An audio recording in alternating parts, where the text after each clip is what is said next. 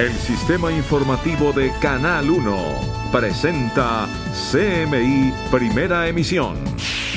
Grave derrumbe tiene cerrado un tramo de la autopista Medellín-Bogotá. Protestas de estudiantes de la Universidad Distrital. Alcalde Peñalosa los dejó plantados. Mega operativo contra la delincuencia común en barrio de Bucaramanga. Allanan casas. EPS le deben a clínicas y hospitales 33 billones de pesos.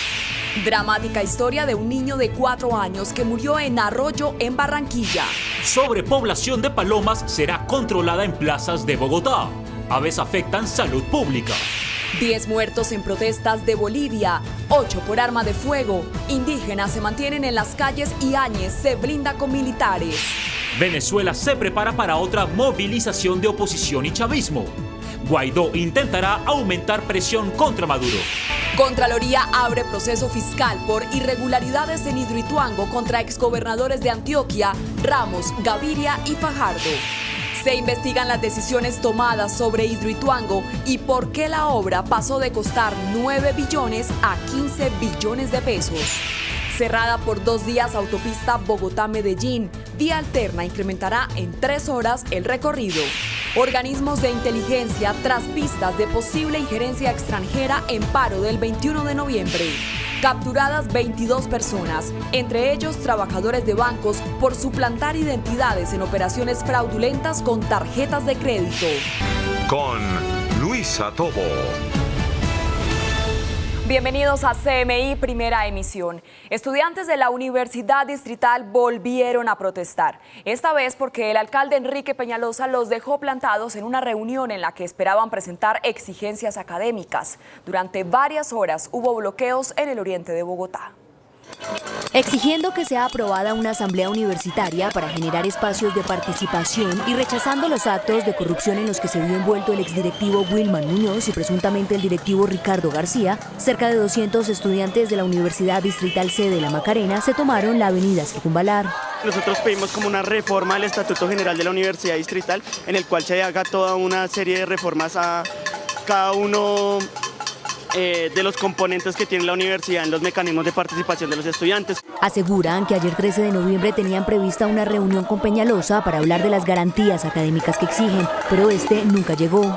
El Consejo Superior Universitario no nos quiso colocar atención, nuevamente nos ignoró. Teníamos una reunión en el día de ayer en el cual nos dejaron plantados, solamente estuvieron los estudiantes y algunos profesores. Los estudiantes continuarán en paro indefinido y se unirán a las marchas del 21 de noviembre. La Asociación de Hospitales y Clínicas reveló que las cuentas por cobrar de los prestadores de servicio a las EPS ascienden a 33 billones de pesos.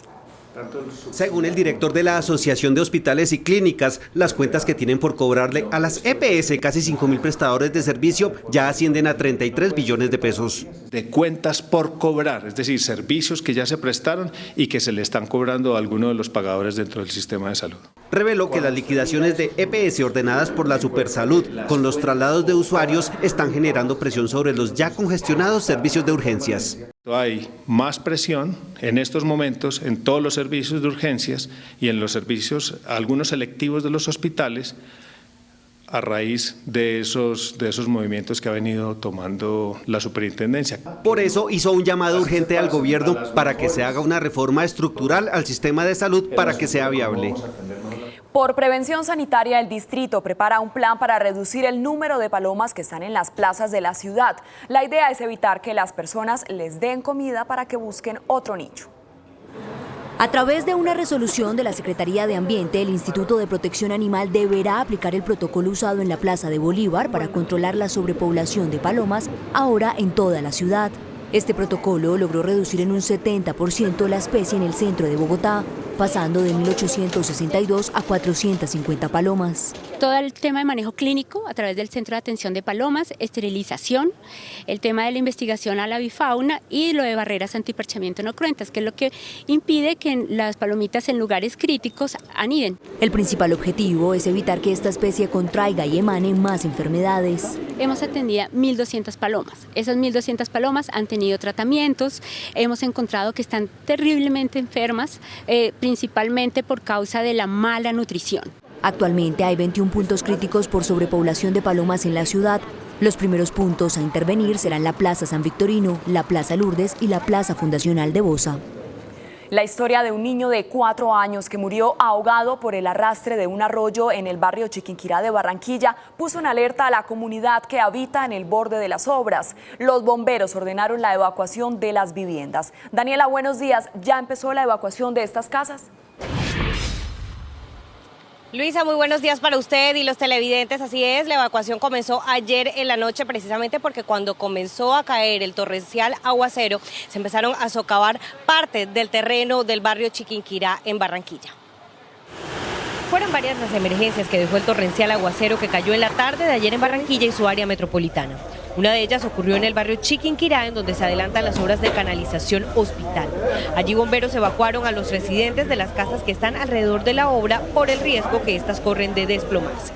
Cuando vino el arroyo, se empezaron a caer los andenes, salieron los andenes, cayeron, tuvieron que evacuar a las personas porque las casas quedaron en el aire y todo eso. Y pues como están viendo, todo estaba para caerse, porque otro aguacero y se cae todo. Socavó todos los andenes y previo los cimientos.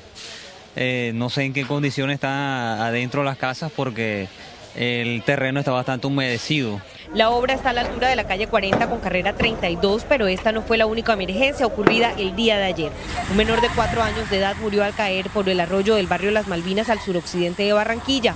El menor fue trasladado a un centro asistencial de la ciudad luego de ser rescatado, pero infortunadamente falleció, al parecer por los fuertes golpes que recibió. Pues dicen los vecinos que estaban jugando el niño y pues estaba jugando en la orilla y esa cuestión. Pues como no percatado que estaba serenando, el niño tuvo lastimosamente una caída y cayó al arroyo. El cuerpo bombero lo encontró con una persona y bombero lo reanimó, lo sacaron hasta la carretera, lo montaron en una ambulancia y fue traído aquí al paso del pueblito. Lamentablemente el niño falleció. Otras emergencias se registraron en los municipios de Malambo, donde el desbordamiento de un arroyo produjo inundaciones en el barrio El Manguito y el barrio El Centro. En Soledad y Puerto Colombia también se registraron inundaciones y pérdidas materiales en viviendas. En las últimas horas también se supo el desplome de una vivienda en el barrio Santo Domingo de Guzmán, al suroccidente de Barranquilla, en donde 5 personas resultaron afectadas. En otras noticias les contamos que en el barrio El Prado, los sindicalistas de la UNP aquí en Barranquilla protestaron por los miembros caídos en el Cauca. A tempranas horas de hoy, funcionarios de la UNP adelantaron una protesta en el norte centro histórico de la ciudad, rechazando los asesinatos de los compañeros en el Cauca. Trabajadores aseguraron que enviaron a sus jefes un oficio solicitando una mesa de diálogo de manera urgente. Ya le enviamos al señor director de la Unidad Nacional de Protección un oficio solicitándole sentar una mesa de manera urgente, no solamente con Sintrasecol, sino con todas las organizaciones que hacen parte de la Mesa Intersindical Nacional de la Seguridad. Los funcionarios piden más integración por parte del Gobierno Nacional, en especial al Defensor del Pueblo, la ministra del Interior y el viceministro de Relaciones Laborales. Ayer recibíamos información incluso que salió a rotar en los grupos, que sale incluso de la inteligencia naval, en donde se habla de un plan pistola hacia todos los compañeros que están trabajando en Arauca, pero también hemos recibido panfletos de los compañeros o amenazando a los compañeros que están en la región del Pacífico. El presidente del sindicato concluyó diciendo que no se pueden seguir enviando personas de protección para que estos sean vilmente asesinados en una total indefensión por parte de estos grupos al margen de la ley.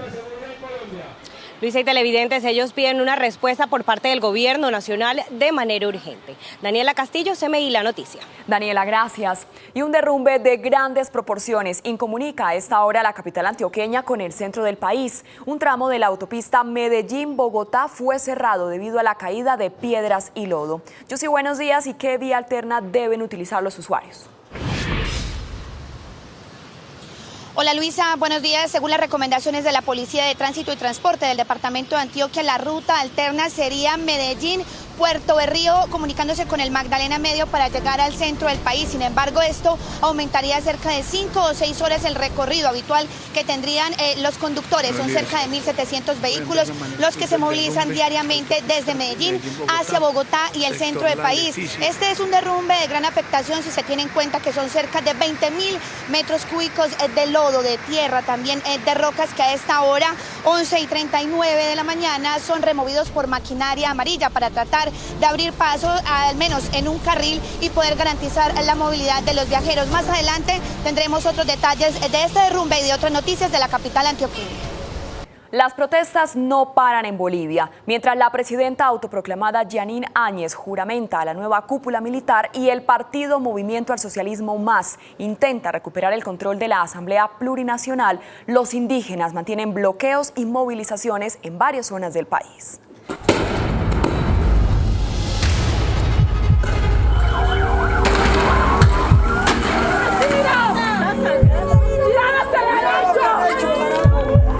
Militares en las calles, indígenas en Cabildo. Son las horas de mayor tensión en Bolivia. 10 personas han muerto, 8 por arma de fuego, en Santa Cruz, La Paz, Cochabamba y Potosí. Este es Robert, un joven de 20 años que quedó tendido en el asfalto de Montero, Santa Cruz. Robert murió por traumatismo torácico abdominal, penetrante por proyectil de arma de fuego. Estos militares ya le tiraron para su tiro.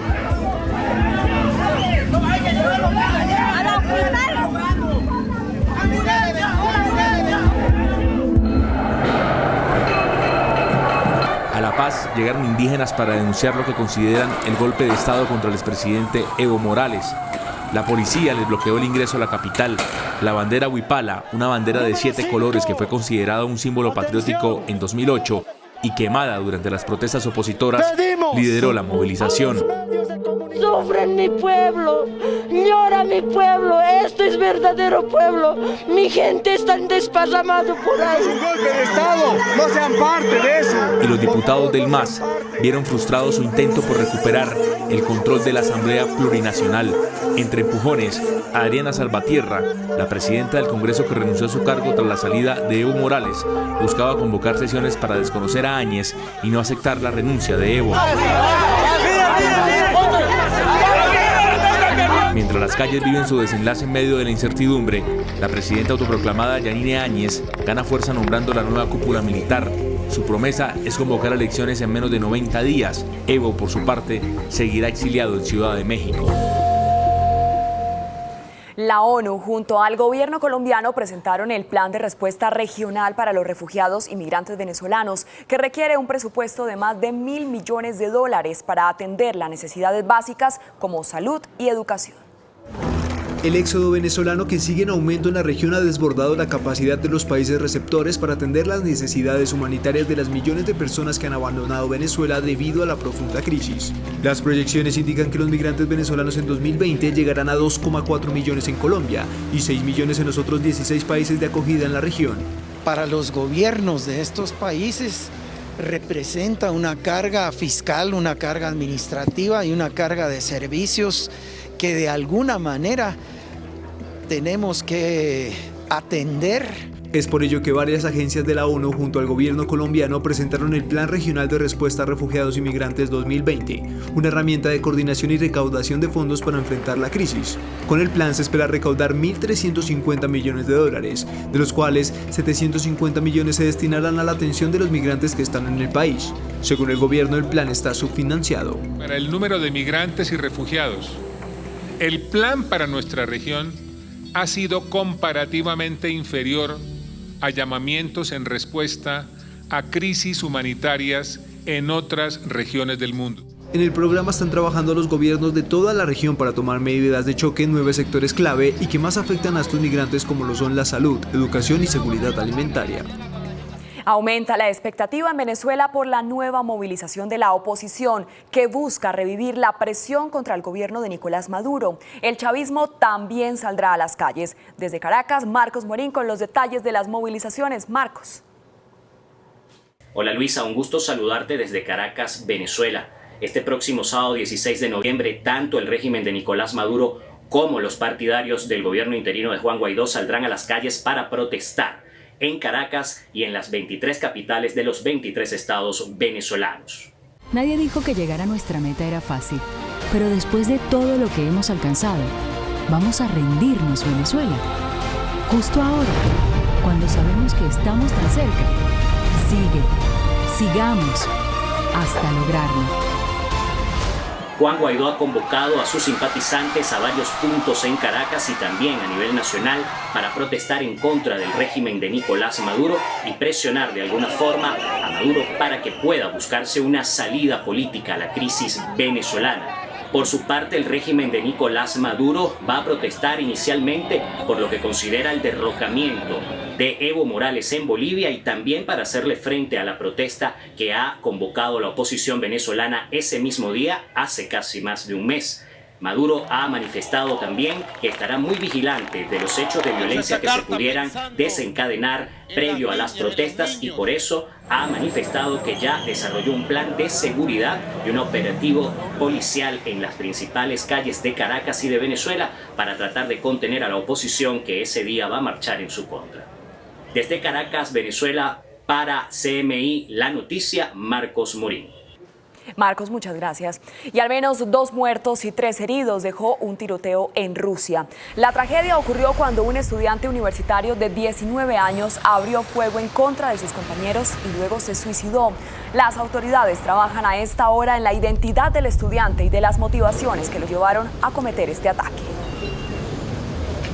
Y mucha atención porque al menos 3 muertos y 6 heridos deja un tiroteo en una escuela secundaria de la ciudad de Santa Clarita, en California. Según informó la policía, la situación sigue activa y el sospechoso, que aún no ha sido neutralizado, fue descrito como un hombre de rasgos asiáticos y vestido de negro.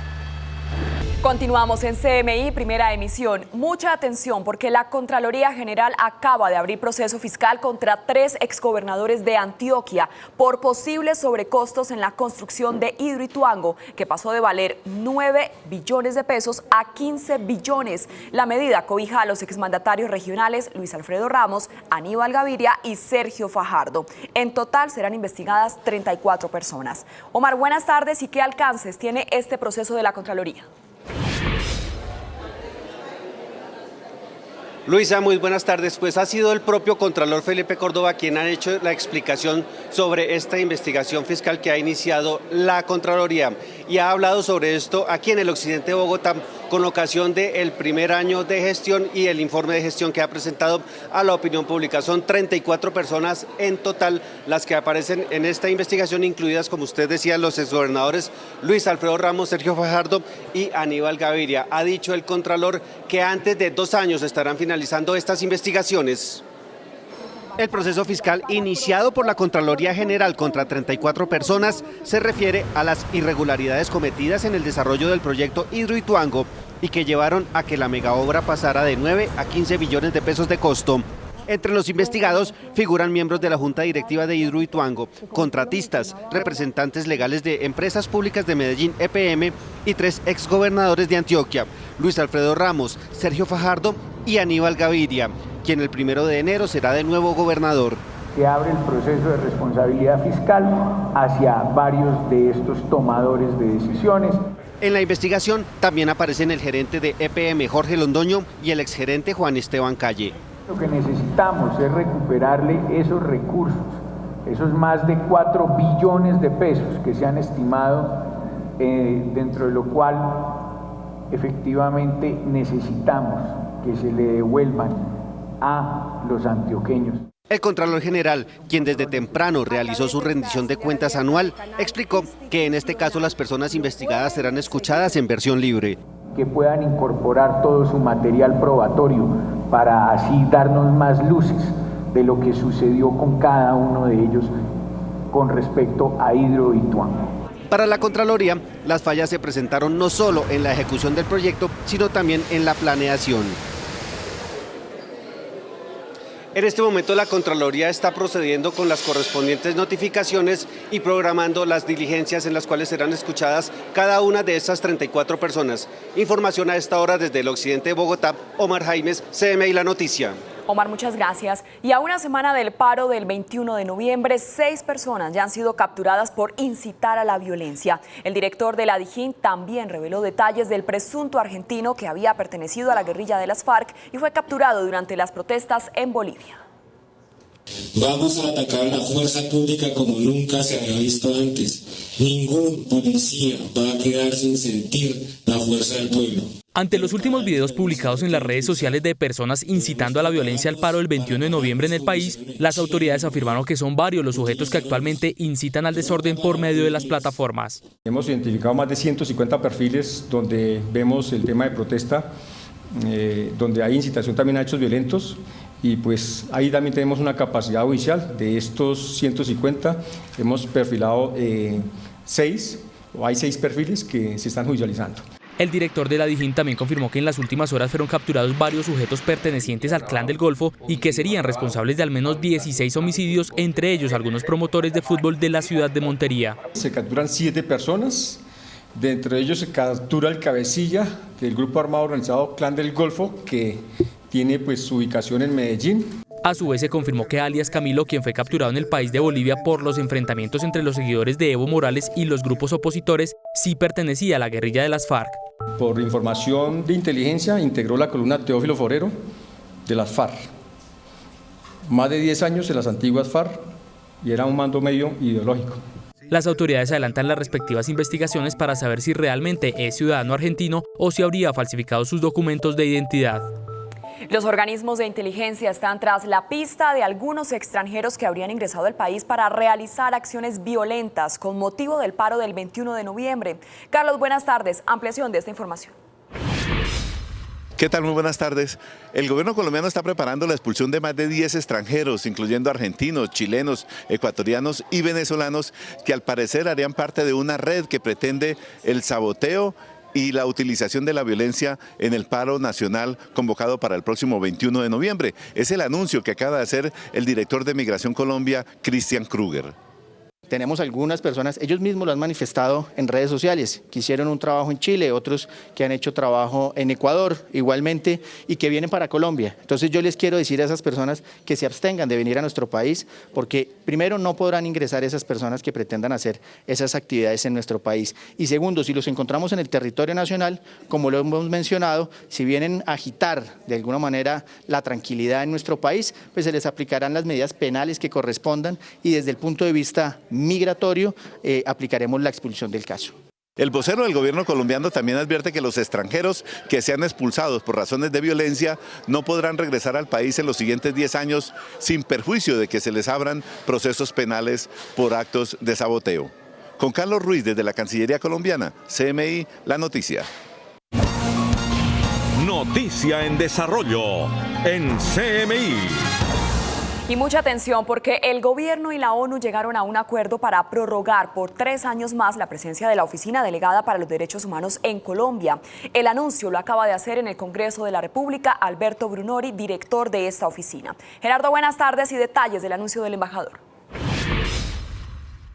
Luisa, televidentes de CMI, muy buenas tardes. Mucha atención, que el mandato de la Oficina de Derechos Humanos de las Naciones Unidas en Colombia ha sido prorrogado por 3 años, acaba de informar Alberto Brunori, el delegado precisamente de esa oficina en Colombia, después de un duro forcejeo con el gobierno nacional que quería limitar ese mandato de las Naciones Unidas en Colombia.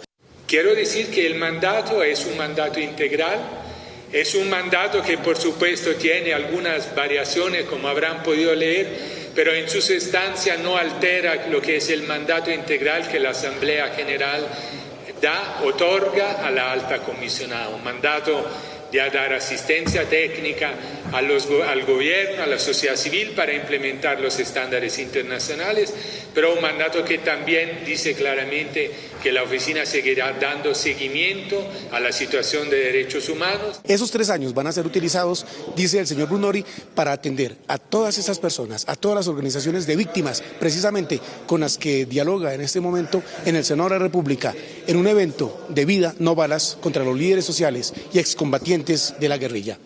Desde el Senado de la República, Gerardo Aristizábal, CMI, La Noticia. Gerardo, muchas gracias. Una grave emergencia por derrame de crudo en Sardinata, norte de Santander, producto de un atentado al oleoducto Caño Limón Coveñas, obligó a las autoridades a suspender el servicio de agua. Aproximadamente 1.600 familias son las afectadas por la suspensión del servicio por el cierre de las compuertas de la planta de acueducto, como medida preventiva por el derrame de crudo al río Sardinata. En este momento el oleoducto está fuera de operación, ya tiene varios meses, sin embargo, lo que se encontraba en la columna del oleoducto se derramó hacia un caño natural y a su vez al río Sardinata. Actualmente el río presenta un caudal importante, lo que ha hecho que la mancha de alguna manera se va diluyendo y se va orillando hacia los sectores de las márgenes, lo que ha permitido, digamos, esas labores de recolección y limpieza. Ecopetrol, a través de un comunicado, dijo que activó el plan de contingencia para contener la mancha de hidrocarburo, en donde más de 50 técnicos y operarios avanzan en la atención de la emergencia en la contención del producto. Y mucha atención, la policía desarticuló una banda que con cédulas falsas o perdidas y huellas dactilares en látex realizaban millonarias estafas solicitando créditos bancarios y realizando compras. Según la policía, es el primer caso que se descubre de esta modalidad de robo en Colombia. Javier, buenas tardes. ¿Cuántas personas capturaron? Luisa, televidentes, buenas tardes. Son 22 los capturados, entre ellos 5 funcionarios de entidades bancarias. Esta banda operaba en Cali, Bogotá y Medellín. Estos son los moldes en látex utilizados por los delincuentes para crear las huellas digitales falsas.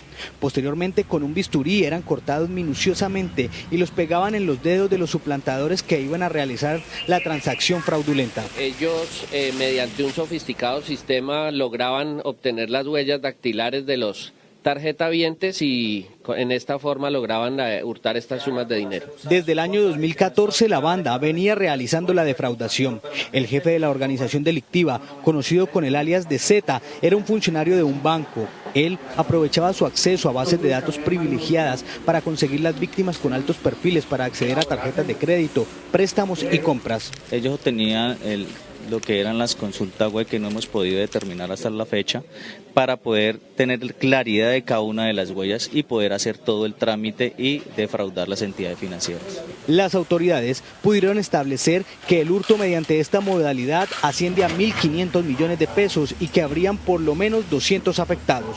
Ellos tenían personas que le vendían la base de datos de posibles víctimas y que tenían perfil para diferentes tarjetas de crédito. Lo más grave, según la investigación, muchas personas pudieron ser víctimas de estos delincuentes y aún no se han enterado que tienen una deuda pendiente, ya sea por un millonario crédito o una compra. Las autoridades están tras la pista, posiblemente de funcionarios de la Registraduría Nacional que estarían detrás de esta banda y que serían ellos los encargados de venderles las bases de datos con las huellas de los 5 dedos de cada ciudadano. Información desde Cali, Javier Ramírez, CMI La Noticia. Vamos a hacer una pequeña pausa y al regresar a CMI Primera Emisión, familias en riesgo en el sur de Bogotá por fuertes lluvias. Las inundaciones siguen. Ya regresamos. Seguimos en CMI Primera Emisión. No cesa el drama en el país por las desapariciones forzadas. Varias ONG y víctimas entregarán hoy un detallado informe a la Justicia Especial de Paz sobre este flagelo que ha dejado más de 80.000 víctimas en 60 años de conflicto. Son 3 ONG y varias víctimas quienes entregarán una detallada investigación a la Justicia Especial de Paz sobre la crisis que vive el país desde hace 6 décadas por la desaparición forzada. La solicitud que estamos haciendo a la Jurisdicción Especial para la Paz es que abra el caso colectivo de desaparición forzada por el impacto que ha tenido en nuestra sociedad. Son en total 80.472 casos, comparado con otros países como Brasil, que tan solo presenta 300 casos, o Venezuela con 2.000 y Perú con 20.000, entre otros. Una cuarta parte de todo el continente. Por regiones, Antioquia representa el mayor porcentaje de víctimas. A nivel de números absolutos fue Antioquia, que es donde más ha golpeado el conflicto armado, ¿no? Magdalena, Valle del Cauca, Caquetá y Santander también hace parte del grupo más afectado. El año 2002 mostró su pico más alto con al menos 7.963 casos. Regresamos a Medellín con el grave derrumbe que tiene incomunicado un tramo de la vía que comunica a la capital antioqueña con Bogotá. A esta hora continúan los trabajos de remoción de piedras y lodo. Yusi, buenas tardes. ¿Y a qué hora se estima que sea habilitada de nuevo la carretera? Hola Luisa, buenas tardes. La Policía de Tránsito y Transporte aún no estima a qué horas, es más, no estima si sería el día de hoy, mañana o en el transcurso de lo que resta de esta semana, cuando se daría apertura, si se tiene en cuenta que son cerca de 20.000 metros cúbicos de toneladas de este lodo, de este material de roca, los que cayeron desde la parte alta de la montaña hacia la autopista Medellín-Bogotá. Más de 20.000 metros cúbicos de lodo y rocas cayeron desde la parte alta de la montaña a la autopista Medellín-Bogotá en el sector de La Leticia del municipio de San Luis, oriente antioqueño. Ya en vías y con maquinaria amarilla se encuentra en el lugar, tratando de remover pues todo lo que cayó sobre la vía nacional para poder dar movilidad en este sector. Tras el derrumbe, este tramo de la autopista Medellín-Bogotá fue cerrado y se presentan a esta hora congestiones vehiculares, pues por el sector transitan cerca de 1.700 carros diariamente. Debido a que la vía es un poco angosta, hay unos paresiga por la cantidad de vehículos que se están moviendo diariamente sobre este sector. Entonces le pedimos a todos los usuarios pues que tengan paciencia, que utilicen la ruta alterna. La ruta alterna para movilizarse hacia Bogotá es Puerto Berrío, en el Magdalena Medio antioqueño, y que aumentaría cerca de 6 horas más el recorrido. Después de estos trabajos de maquinaria amarilla se estima que podrían abrir esta vía, la autopista Medellín-Bogotá, por lo menos en un carril y así garantizar la movilidad. Esto a las 2:28 del mediodía. Yussi Chaparro, CMI La Noticia. Feliz tarde. Yussi, muchas gracias. Continúan las emergencias por lluvias en Bogotá. 20 familias de la localidad Rafael Uribe Uribe, en el sur de la capital, están en riesgo por deslizamiento de tierra. Natalia, buenas tardes. Y ante este riesgo, ¿las familias van a evacuar sus casas? Luisa y televidentes, buenas tardes. El IDIGER ya visitó este punto en el sur de Bogotá y a pesar de que es evidente que a diario hay deslizamiento de tierra en este terreno, la entidad no ha declarado esta zona con emergencia inminente y tampoco ha solicitado una evacuación. Hablamos con las familias quienes son las más afectadas en este punto y solicitan ayuda. En riesgo permanecen 20 familias que residen en el barrio El Portal de la localidad de Rafael Uribe Uribe debido al deslizamiento de tierras que ha generado las fuertes lluvias en Bogotá. 2 partes de este barranco se han derrumbado en la última semana. Aquí es un acceso peatonal que comunica los 2 barrios. Hay un colegio, los niños tienen que pasar a hacer maromas, corren el riesgo de perder su vida. Desde el 2015 se le ha pedido, digamos, a la entidad responsable que es el acueducto y alcantarillado, y pues hasta el momento no se han pronunciado ni han presentado. Aseguran que hace años una persona perdió la vida por esta misma causa. Este mismo barranco tapó a un muchacho, lo mató. Cuando eso vinieron, que iban a hacer un poco de obras, que iban a hacer un poco de trabajos, y lo que hicieron fue meterle más peso al barranco, que le metieron una zanja en pura piedra. Durante la temporada invernal en Bogotá han caído 199 rayos, 39 árboles y se han registrado 16 deslizamientos de tierra.